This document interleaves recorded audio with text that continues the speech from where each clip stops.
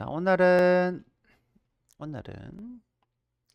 폼 요소라는 걸 배워볼 거예요. 폼 요소.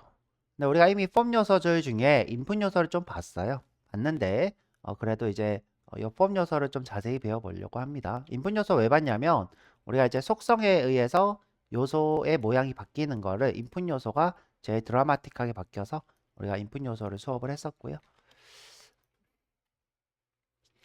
자, 이 폼 요소는 여러분들이 회원 가입하거나 로그인 할 때 보는 양식이 폼이에요.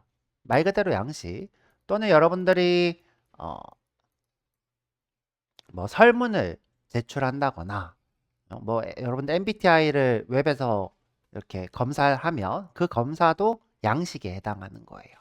그러니까 여러분들이 지금 뭐 예를 들어 이것도 양식이에요. 자, 이것도 양식이고 그다음 내가 로그인을 어디서 하려고 해요. 자, 여기다 로그인을 이렇게 하려고 합니다. 이것도 양식이에요. 현재 이런 걸 우리가 폼 양식이라 불러요. 한번 확인해 볼까요? 자, 여기 올려서 마우스 오른쪽 검사 이렇게 해보면 자, 여기 폼 이렇게 있죠? 폼이 이제 양식의 영어가 되는 거고요. 요거 작성법을 배워보는 거예요, 저랑. 양식. 그다음에 회원 가입할 때도 양식이 되는 거죠. 이것도 양식이 되겠죠? 이것도 양식. 이것도 양식. 이렇게 됩니다. 여기 써져 있는 이런 것들을 우리가 뭐라고 하냐면 인풋 요소라 불러요. 인풋 요소. 실제로도 인풋 요소로 되어 있을 거예요. 자, 여기 보면 인풋 요소로 되어 있죠. 그 다음에 이렇게 안에 ID 이렇게 써져 있는 거 있죠. 이런 걸 우리가 라벨 또는 플레이스 홀더라고 불러요. 보면 플레이스 홀더 이렇게 써져 있죠. 플레이스 홀더. 그 다음에 이렇게 선택하는 걸 뭐라고 할까요? 내국인 또는 외국인. 한국 남자, 죄송해요. 남자 또는 여자. 이거 뭐라고 할까요? 이런 거 우리가 라디오 버튼이라고 부르죠. 이것도 라디오로 돼 있나요? 라디오로 돼 있어요. 우리 이거 써보긴 했는데 양식에서 한 번 더 써볼 거고요. 자, 이렇게 우리가 체크하거나 체크를 취소하는 걸 뭐라고 할까요? 체크박스로 합니다. 그러면 얘도 체크박스로 되어 있죠. 그 다음에 이런 인증 요청 이런 거를 뭐라고 할까요? 이런 걸 버튼. 자, 버튼이라 합니다. 자, 버튼이라 하고 그다음에 내가 회원 가입을 할 거야 라고 우리가 확신을 가지고 버튼을 누르는 것을 제출한다, 서브밋 이렇게 부른다고 했고요. 그다음에 이제 초기화 버튼이 있다면 또 초기화, 리셋이라고 부르겠죠. 자, 그래서 이런 폼 요소들을 쭉 한번 볼 거고요. 자, 이거 말고도 여러분들이 뭐 블로그에 글을 쓴다. 그것도 폼 요소고요. 다 폼 요소입니다. 그래서 이제 HTML에서 폼 요소 쓰는 법 한번 보도록 할게요. 자, 이번에는 문서를 조금 보고 갑시다. 자, 문서를 좀 보고.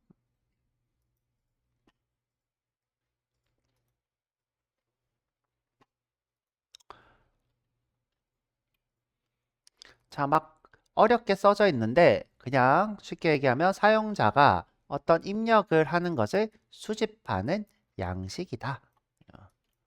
사용자 입력을 수집하는 양식이다. 자, 이때 우리가 요 수집을 해서 어딘가에 주겠죠. 자, 줄 때 주는 주소가 액션이에요. 어떤 것을 주겠다. 내가 예를 들어 네이버에 회원 가입할 거면 네이버에 주겠죠. 여기 네이버에. 또는 구글에 회원 가입하면 여기가 구글. 이렇게 되겠죠. 내가 MBTI 검사를 하면 MBTI 사이트가 될 거고요. 자, 그 액션하는 페이지인 거고요. 자, 그다음에 요 메서드 get이라는 건 뭐냐면 제출하는 방식이에요. 제출하는 방식. 자, 이 제출하는 방식은 두 가지 방식으로 나뉘는데요. 사실 이제 그것보다 더 많은데 웹상에서는 두 가지로 일단 크게 봅니다. get 또는 post라는 게 있어요. get 또는 post. 자, 일반적으로 양식을 보일 때는 post를 써요. 자, post 무슨 말일까? 자, 한국어로 번역하면 post 붙인다예요. 붙인다. 붙인다. get은 뭐예요? 가져온다. 그죠? 가져온다. 그러면 우리가 보통 양식을 제출할 때는 붙이려고 양식을 제출할까요? 가져오려고 양식을 제출할까요? 붙이려고. 내가 회원가입하는 건 뭐예요? 저장하는 행위잖아요. 어? 내가 게시글을 쓰는 것도 뭐예요? 저장하는 행위죠. 그래서 우리가 붙인다. 그죠? 붙이려고 하는 거기 때문에 포스트 방식을 씁니다. get 방식은 일반적으로 언제 쓰는 거냐면 여기 보이는 이 URL.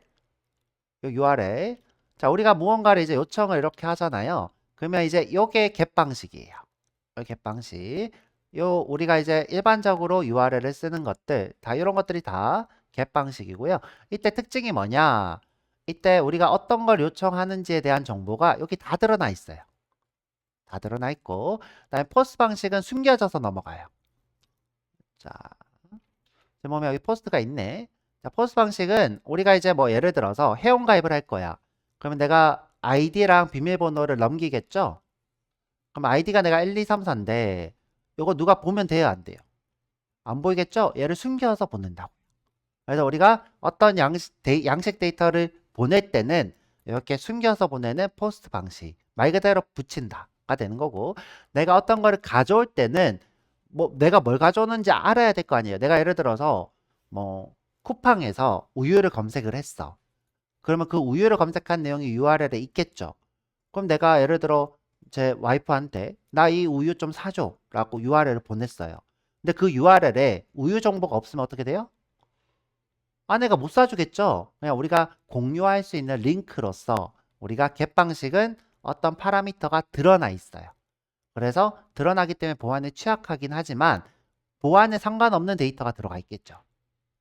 우리가 이제 우유 사주세요라고 아내한테 보낸 링크에 비밀번호가 들어가 있진 않겠죠. 근데 이제 회원가입을 하거나 뭐 내가 MBTI에 중요한 내만의 비밀 같은 것들이 있다. 그러면 이제 화면에 드러나면 안 되겠죠. 자, 이런 것들을 우리가 보면 요청 본문이라는 것이 있는데 여기에다가 숨겨서 보내요. 데이터를 숨겨서 보내서 보안이 강화되는 형식을 우리가 포스트 방식이라 불러요. 요거는 우리가 언제 또 배워볼 거냐면 우리는 지금 프론트엔드라고 해서 화면단 언어를 배우고 있는데 백엔드라는 걸 배울 때 조금 더 깊이 있게 해볼 거예요. 백엔드는 우리가 배워본 자바로 데이터를 처리하고 그걸 이제 HTML로 만들어서 해주는 서버 언어.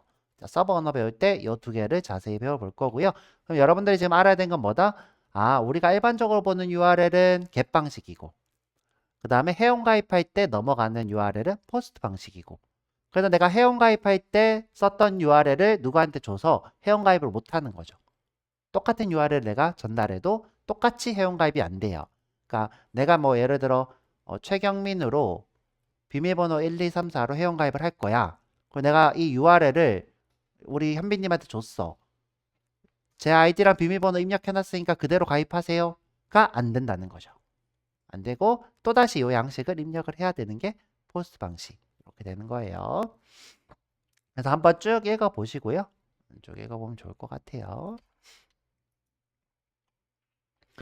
자, 그 다음에 이제 우리가 회원가입을 하기 위해서는 어떤 입력 요소를 알아야 되는데 이제 우리가 한번 해봤죠. 인풋 요소라는 게 있어요. input, 입력 요소고요. 기본 값은 이렇게 텍스트를 입력하는 거예요. 텍스트를 내가 여기다가 뭐 아이디를 쓰기도 하고 비밀번호는 패스워드 하겠다 하죠. 뭐 이름을 쓰기도 하고 뭐 등등등등 이렇게 뭔가 글자를 쓸 수 있는 것을 우리가 input. 근데 내가 여기다가 타입이라고 하고 무언가를 쓰면 바뀌어요. 예를 들어 라디오라 하면 동그란 버튼이 생기고요. 그 다음에 체크박스라고 하면 네모난 버튼이 생기고요. range라고 하면 이렇게 범위를 지정하는 게 생기고 다 이런 것들이 다 뭐예요? 입력 요소예요. 입력 요소. 지금 보면 이제 젠더 남자인지 여자인지 입력하는 젠더를 입력하는 라디오가 될 거고요. 보면 이게 예시가 있네요.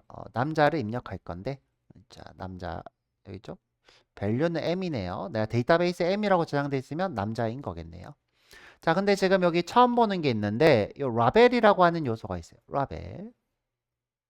자, 우리가 입력 요소 하면 항상 따라오는 게 있는데 이 라벨이에요. 이 라벨은 어떤 거냐면 그 우리가 알고 있는 그 라벨이에요. 그 포스트잇 같이 이렇게 라벨을 이렇게 붙여 놓는 거 있죠? 이 라벨. 우리가 이 라벨을 또 언제 봤냐면 스윙에도 한번 봤었죠. 라벨. 이 라벨은 어떤 용도냐면 내가 이 라벨을 쿡 찍잖아요. 그러면 인풋 요소가 누른 것처럼 발동해요. 또는 이 인풋 요소에 대한 설명이 되기도 하겠죠. 내가 예를 들어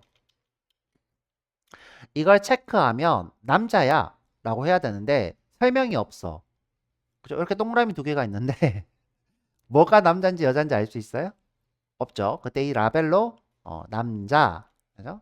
너는 여자 이렇게 해놓으면 내가 여기다가 체크하면 아 남자구나. 여기다가 체크하면 여자구나. 이렇게 알겠죠. 이때 쓰는 게 라벨이에요.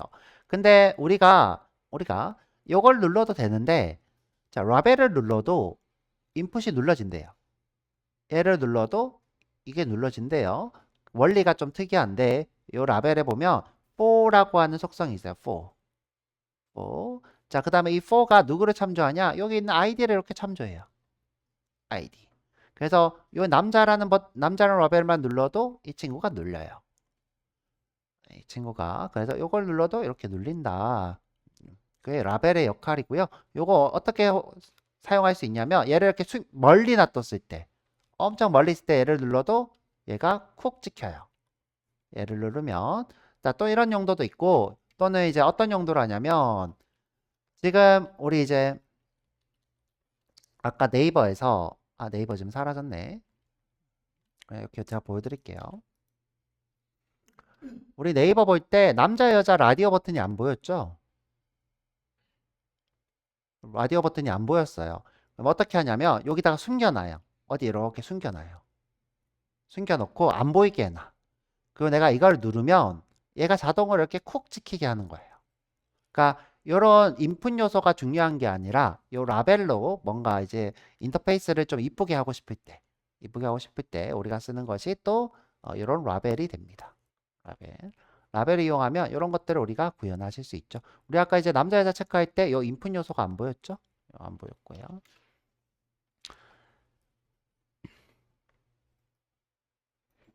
자, 여기 써져 있네요. 어떻게 해요? id와 라벨 요소의 폼 속성을 대응시킨대요. 요거랑 요거. 자, 좀 이따가 한번 해볼 거예요.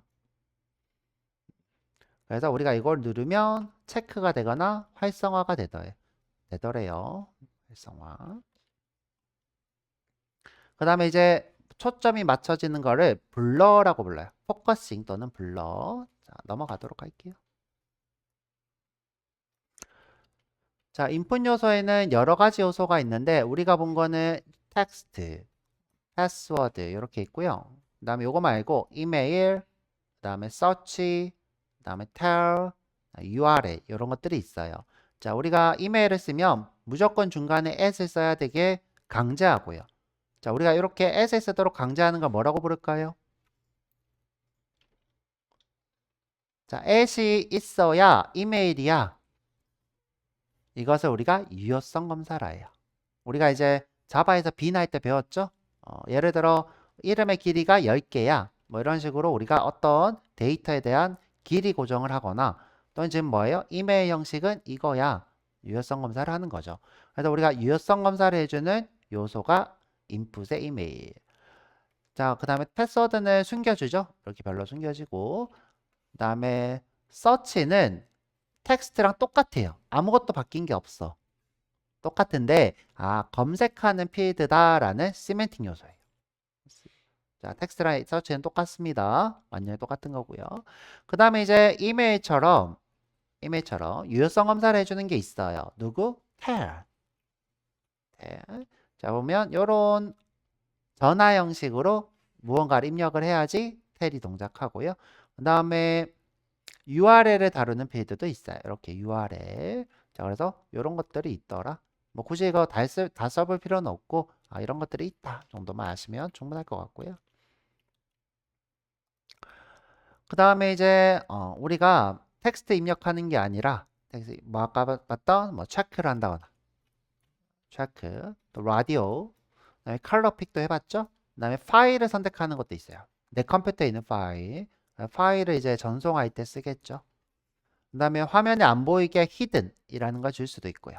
히든. 그 다음에 수만 입력하는 넘버. 그 다음에 요 레인지는 볼륨 조절할 때 쓰는 레인지가 되겠죠. 뭔가 이제 우리가 요걸 이제 조절함으로써 크기가 조절이 되겠죠. 그 다음에 이제 우리가 날짜, 데이트, 데이트 타임, 데이트 타임 로컬 이렇게 있고요. month, time, week도 있어요. 날짜. 근데 제가 알기로 요 데이트 타임이 안 되는 걸로 알고 있어요. 요거. 요게 안 되는 걸로 알고 있는데 한번 보죠. 뭐 그쵸? 데이트랑 데이트 타임 로컬만 되는 걸로 알고 있는데. 그래서 우리가 이렇게 인풋 요소 쓰고 타입 쓰고 밸류는 우리가 양식한테 제출할 거. 그죠? 예를 들어 이름이 경민이면 경민. 그죠? 그런 식으로 우리가 전달하는 용도로 쓰고요. 그렇습니다. 그죠? 그다음에 이제 우리가 이제 인풋 요소들 중에 어떤 게 있냐면 버튼. 이런 버튼이 있는 거죠. 자, 버튼. 그다음에 이미지. 자, 이미지를 전송하는 죄송해요. 이거 잘못 얘기했다. 죄송해요. 이미지 모양의 버튼. 죄송해요. 이미지 모양의 버튼. 특정 이미지를 버튼에다가 넣는 거죠. 근데 이거 지금 순서가 맞나? 순서가 맞나? 아마 이게 아니었던 것 같은데 이게 이미지 버튼이거든요. 여기 뭐 예를 들어 내가 이쁜 이미지를 넣어서 버튼을 하고 싶으면 이렇게 쓰는 건데 요게 아마 요 모양이 아니었던 것 같은데 제가 한번 생각해보고 그 다음에 이제 리셋 버튼 그냥 아무것도 없는 버튼 이런 게 있어요. 자, 아무것도 없는 버튼은 언제 쓰냐면 네이버를 괜히 껐다.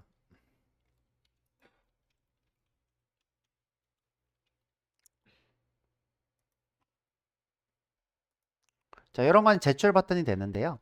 자, 여기 보면 여기 없다 버튼이. 여기 지금 버튼이 없네요. 일반 버튼이 없는데 뭐 예를 들어 여기에 이런 게 있는 게 있어요. 그 특정 회사 중에 아이디 중복 체크. 아이디 중복 체크 버튼을 누르면 이때 이제 서버에 가서 아이디 중복을 확인해서 여기 아이디가 중복되었어요 아니에요 라고 여기 지금 떠 있다죠. 여기 중복이 아니라고 띄워주는 것. 이때 이걸 우리가 보통 버튼으로 씁니다. 어떤 특정 기능을 내가 추가하고 싶을 때 지금 보면 한번 해볼까요? 자, 내가 지금 가입한 아이디가 지금 현재 이 아이디가 가입돼 있어요. 지금 보면 사용할 수 없다 이렇게 돼 있죠. 현재 이걸 서버에 가서 이 버튼을 누르면 서버에 가서 서버에서 가입돼 있나 확인하는 후에 이렇게 보여주고 있죠. 내가 이제 여기다가 가입 안 된 아이디를 쓰면 이렇게 아무것도 안 뜨죠. 가입된 아이디니까 사용할 수 있는 아이디란 뜻이겠죠. 자, 이런 거. 자, 이때부터 여기 오른쪽에 이렇게 버튼으로 누르면 확인하는 거죠. 지금 현재는 이제 어, 블러라는 행위로 하고 있어요. 여기 있는 내가 포커싱을 하고 있다가 벗어나는 행위. 벗어나는 행위. 자, 이렇게 인풋 요소의 버튼들이 있네요.